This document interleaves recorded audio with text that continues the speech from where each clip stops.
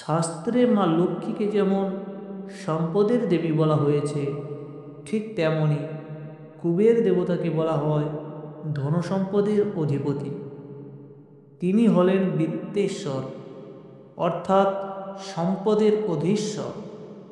বিশ্বাস করা হয় যে ভক্ত আন্তরিকভাবে কুবের দেবের আরাধনা করেন তার জীবনে অর্থ, সমৃদ্ধি, সুখ ও শান্তি অবধারিতভাবে আসে। ভগবান কুবেরের আশীর্বাদে মানুষের জীবন থেকে দারিদ্র্য দূর হয়, আর্থিক কষ্ট কখনো তার কাছে ঘেঁষতে পারে না। যদি আপনি সত্যিকার অর্থেই বিত্তবান হতে চান এবং জীবনে ধনসম্পদের প্রবাহ চান, তবে ভগবান কুবেরের শক্তিশালী মন্ত্র জপ করা অপরিহার্য। এই মন্ত্রকে বলা হয় কুবের ধনপ্রাপ্তির মন্ত্র। বিশ্বাস করা হয় এই মন্ত্রের জপ জীবনে এক চুম্বকের মতো অর্থ ও সম্পদ আকর্ষণ করে। মন্ত্রটি হল ওম শ্রীং হ্রিং ক্লিং শ্রীং ক্লিং বিত্তেশ্বরায় নমঃ। এবার আমরা দেখে নিই মন্ত্র জপের বিধি।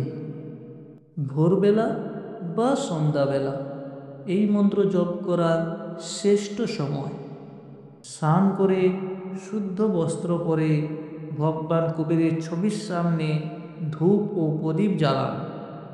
বৃহস্পতিবার বা শুক্রবার থেকে এই জপ করলে তা বিশেষ ফলপ্রসূ হয়।